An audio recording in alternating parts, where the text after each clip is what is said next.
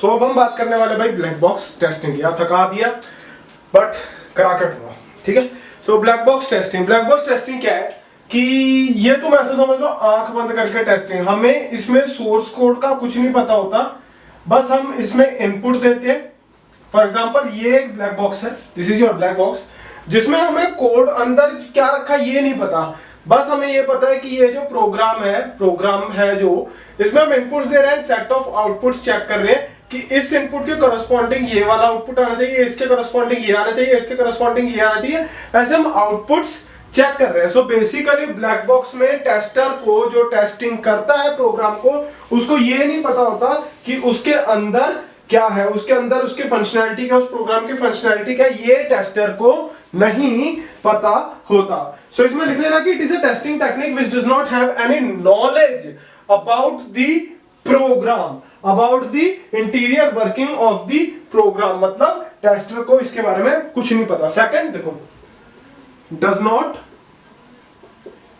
Have knowledge to the interior working of program. Interior working of program की कुछ भी knowledge नहीं है, वर्किंग ऑफ प्रोग्राम की कुछ भी नॉलेज नहीं है। Second, tester does not know about, tester does not have access to this interior working of the program. Tester does not have access, tester does not have access to the interior of the program of the source code, मतलब interior of the source code।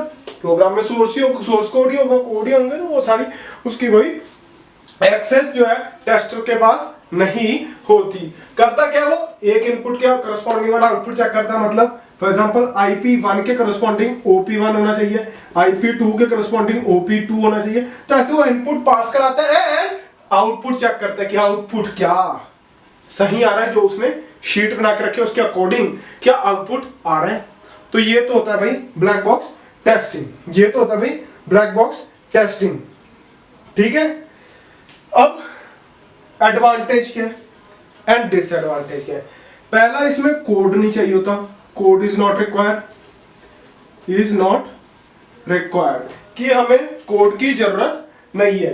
And moderate skilled tester भी इसको कर सकते हैं, moderate skilled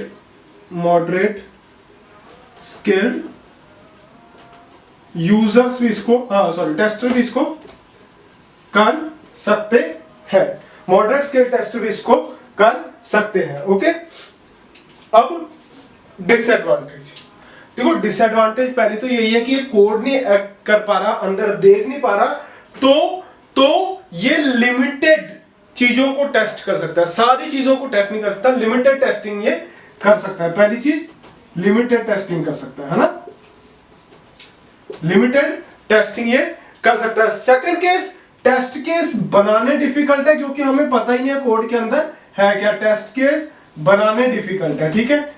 English में तो लिख ही लोगे, इंग्लिश तुम सबको आती है, ठीक है। तो टेस्ट केस बनाने डिफिकल्ट है। तो ये है हमारा ब्लैक बॉक्स टेस्टिंग की ब्लैक बॉक्स टेस्टिंग काम कैसे करता है, ठीक है। सो ब्लैक बॉक्स टेस्टिंग काम कैसे करता है, तो ये है इसका ओवरऑल रिव्यू। आई होप आपको समझ आया होगा एंड पसंद आया होगा।